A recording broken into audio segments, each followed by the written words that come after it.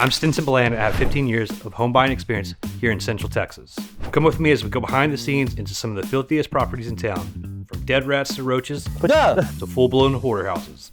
This is Waco First Home Buyers. What are we going to look at here? 110 West Ash Street in Mott. Elmont. Do you get a lot of properties in Elmont? We don't get a lot of properties in Mott 'cause it's small. It's a smaller town.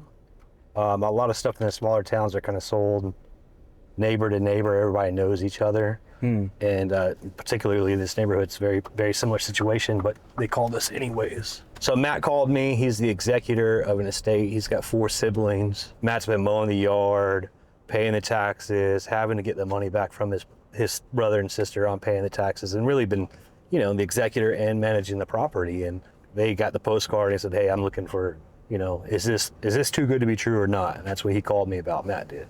I called Matt back, learned more about the property.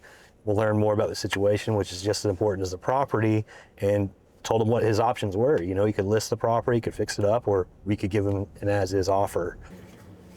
So we're in the neighborhood right now, and when you look around, does this play into your 100%. Your price? So yeah, this neighborhood, we're in Elmont. I mean, I don't know what the population of Elmont is, but houses over here are really affordable. The local real estate market wants affordable houses. That's why we were interested in this house. But obviously, if you pan over there, there's somewhat of a hoarder as a neighbor. All there to the left, all the junk in their front yard. That definitely plays a role in the offer, and I explained that to him. So when I go to sell this house, this guy's running a mini junkyard in his front yard. So you know, we have to take that in consideration because a lot of people don't want to look at that in their front yard. Yeah, absolutely. Absolutely. And the sellers, the kids that, well, I say kids, but they were in their 60s and 70s. I mean, they've been here since 1950. So this is the house they know. And you'll see they added on to the house, and this is where their childhood memories were. So. All right, let's go look at the house. Let's hope I brought the keys. You know, we bought this house at a pretty good price, but Matt, when he called, he knew that, one, the house, you can look at it right here, the sides falling off. You see the roof line? Oh, yeah. So it's got foundation issues. He knew that. It's right by the highway that's getting busier and busier. He knew that was an issue. He knew he kind of had the scrapper guy. Apparently the guy's really nice, but that's just how he lives. But when I'm talking to Matt, you know, this neighborhood's, you know, the streets aren't even really paved. So when I talked to Matt, if he said he wanted $200,000 for the house, I would know that, you know, he'd need to list it with the realtor, but he came up with very realistic expectations. And with the rodent problem, foundation problem, the 35 problem, he was just looking to see if he could get an offer that worked for him and his 4 siblings, you know, because I was working with him, but at the end of the day, I wrote an email to all 5 of them, and they all 5 had to agree. Yeah. On the price and everything, so. All right, so let's go in and look at it. So I haven't seen this house. I met with Matt probably about 2 months ago. I haven't seen the house since then, and we closed on it last Friday. Today's Monday. So I haven't seen the house since I looked at it. There might be rats in here. I don't know what we're gonna see. I hope so, to be honest.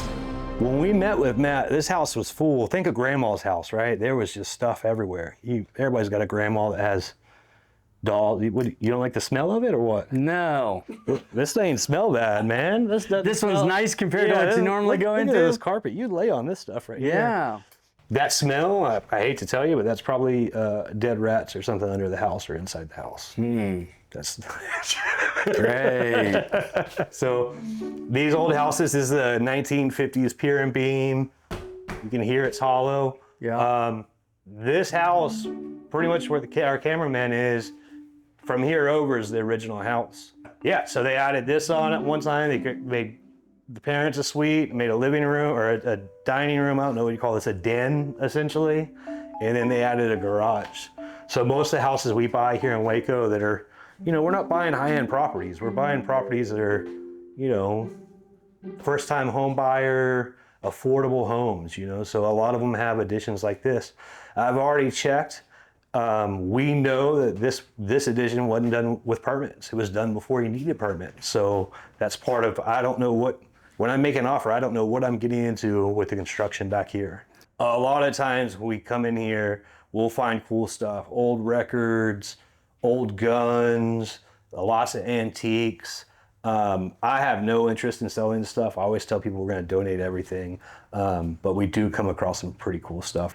Big cracks in the ceiling, back there behind you, big cracks in the wall. Yeah, so just like we were talking about in that room, this is all an addition. The foundation is settling down here, and because there's no permits pulled on this, I can tell right here that they didn't use tape on the drywall.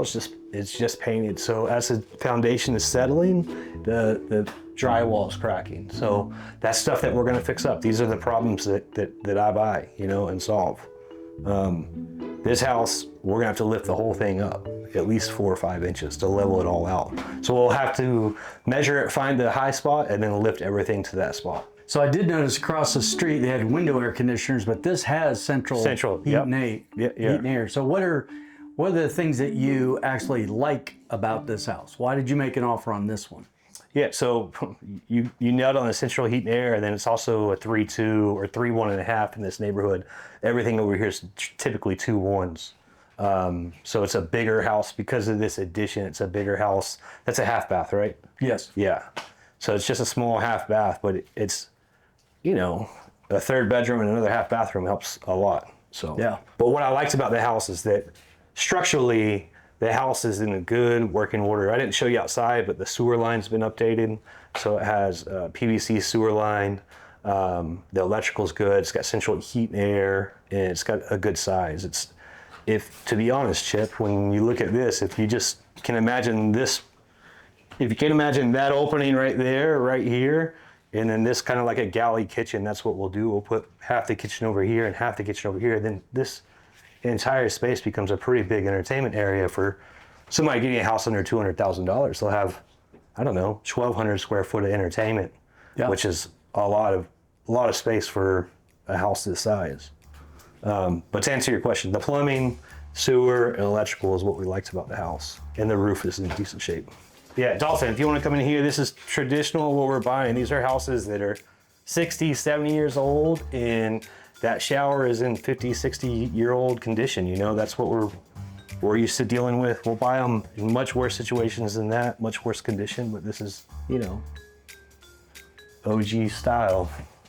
What we pride ourselves on is buying the house, taking care of all the mechanicals so somebody has a house they can be in for a long time without a bunch of expenses, and making it cosmetically modern and nice, you know? So on a scale of 1 to 10, on all the hundreds of houses that you've bought over the years, where's this on a 10 being the best house, 1 being this is like a 6 or 7. Yeah. So this is a good house. Yeah, it's a good house. So the foundations, the biggest problem with this house is the foundation, but it's pier and beam. So there's a 16 to 24 inch space between there. My guys can kind of go in there and jack it up. There's no concrete slab that's broken. So fixing the foundation is not as big as it sounds. It's time and money, right, and labor. But otherwise, the house is clean. It's got a smell, but it smells like grandma's house to me. Yeah. I mean, once you're done with it, it'll smell brand new. Yeah. We'll kill all the walls to get rid of that smell. Like, that's one of the big things is smell. We own an ozone machine. We'll bring an ozone machine over here. It'll kill the air. It literally kills the air to where you can't come in here and breathe. So we'll run that for a couple days before the clean out guys unplug it, let it air out, they'll clean it out. Grandma liked to use the old toilets for pots. Right here. Oh, yeah. Grandma she loved to, there was actually 2 or 3 of them. So this is grandma's toilet garden here. Like garden. Shit grows there. Nice. Right here you can see, because this window's right here, this is where the old house started, and this is where Dad built a garage at some times. That crack in the roof we were seeing is where the house over there is settling, and this is on slab, so this isn't settling. So that's a big part of what we're gonna have to adjust. And then obviously there was a window or a door going into the living room there originally. See the HVAC here, then see the type of plumbing we get to deal with. Like when I told you that we couldn't find permits on this, I don't have to check to see permits. There's nothing permitted about that. This is where they're doing their laundry. This is a washing machine setup. So we'll come through here, rip all that out, and make it up to current code. This is all the new electrical that obviously this doesn't look like it's 70 years old. So No, this is all that wiring in that house is new and updated. So that was a reason why we were able to make this deal work. His expectations were a little bit higher than what I thought I would be able to pay for the house. But then you start saying, hey, we have a new HVAC, we have new plumbing, we have new electrical. I'm like, well, maybe your expectations aren't too far off. I think it's best that we come over and sit down and let me have a look at the property. And when I meet with these people, it takes 30, 45 minutes. I think Matt and I hit it off real good. So we were here for about an hour and a half because we just sat at the table and talked for a while. But generally our consultations are 30, 45 minutes. I'm looking at the mechanicals of the house and paying attention to that. The cosmetics, I've been doing this. I've been in thousands of houses. I don't need to look at the cosmetics of the house. I need to know about the mechanicals and kind of move from there. So Yeah. let's go see if there's any interesting stuff in the shed. Let's see what we got here. That looks like an original. There we go, don't believe that. No. Yeah, look at all the Oh, there's roaches all in there. roaches. Oh boy, that's a shot right there. There you go, there's living in there. So any house we'll buy, even with the roaches, you know, it doesn't matter to us. Dante, if you come back, you can actually see like this whole part of the house is the addition that we were in. That's that bedroom, that bathroom, and that living room. That's what they added onto the house right there. So that added square feet and the newer mechanicals is how we're able to make an offer that all the siblings were happy with. There was no negotiation. They were more than happy with the offer and what they were walking away with. So we closed on Friday and they were ecstatic. I mean, one brother is ready to go burn all his money on lottery tickets that day. So whoa, there's the smell right there. Did you see the cat running in the house? Yeah. Right behind here, there's a vent for it to breathe underneath the foundation. The cat's in there. So you think it's under the house, not I know in the it's house? in a hole right there. That pier and beam I was talking about, that 16, 24-inch space of living, that's where it is.